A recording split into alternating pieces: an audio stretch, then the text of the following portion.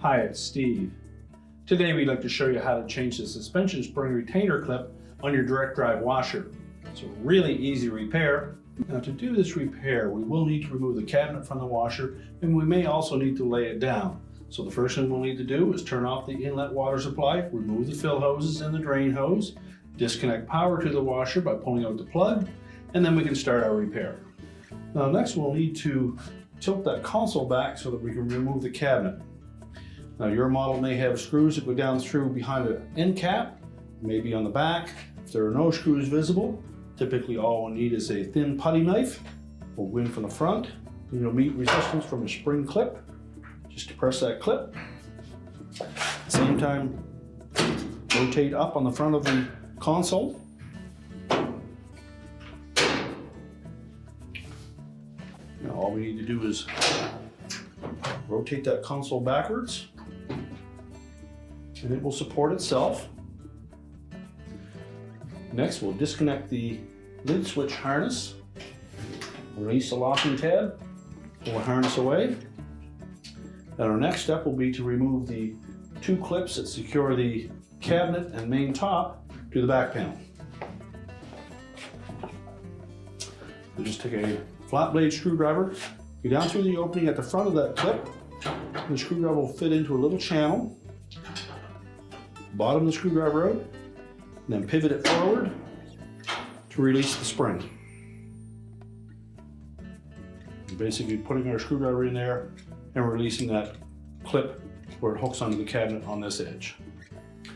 And the same on the opposite side.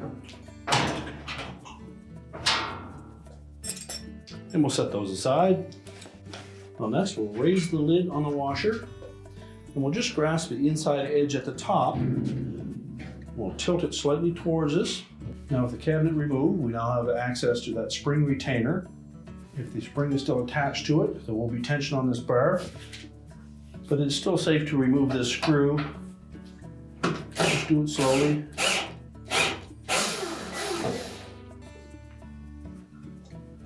You can then lift the spring and bracket out of that retainer.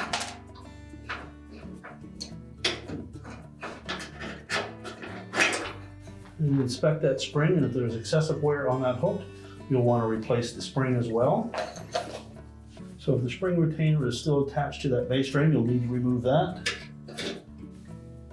Now if the old spring retainer is still attached to the base frame, you'll need to remove that. The easiest way is to pull it back through that opening. So grasp the leg at the back and pull it in through. Discard the old one. Essentially what we want to do is bring that loop through the front.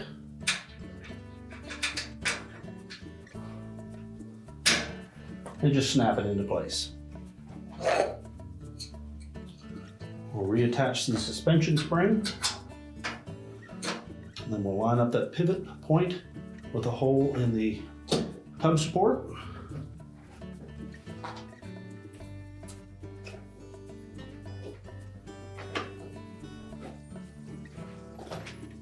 And secure it with the screw.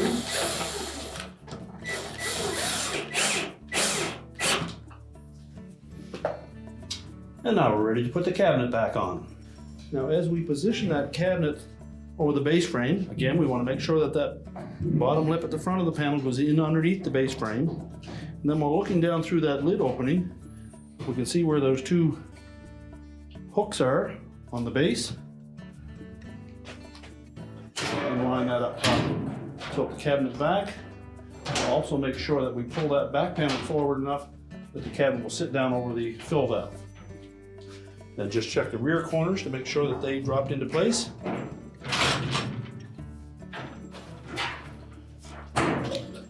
Now just make sure that none of the harness or air dome tube are pinched.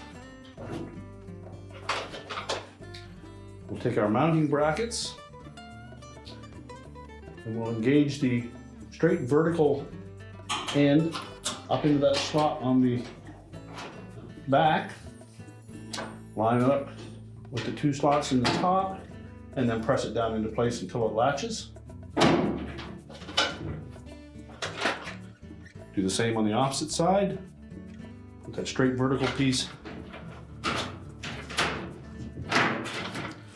right into that slot on the back panel.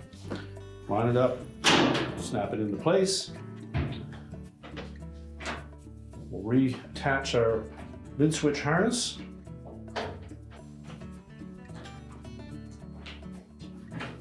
Make sure that locking tab engages.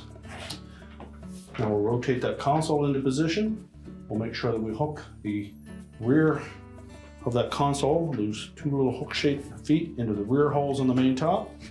And the spring clips will fit into the larger holes towards the front. Make sure the back panel is tucked up in underneath the top of the console. Line up those rear legs.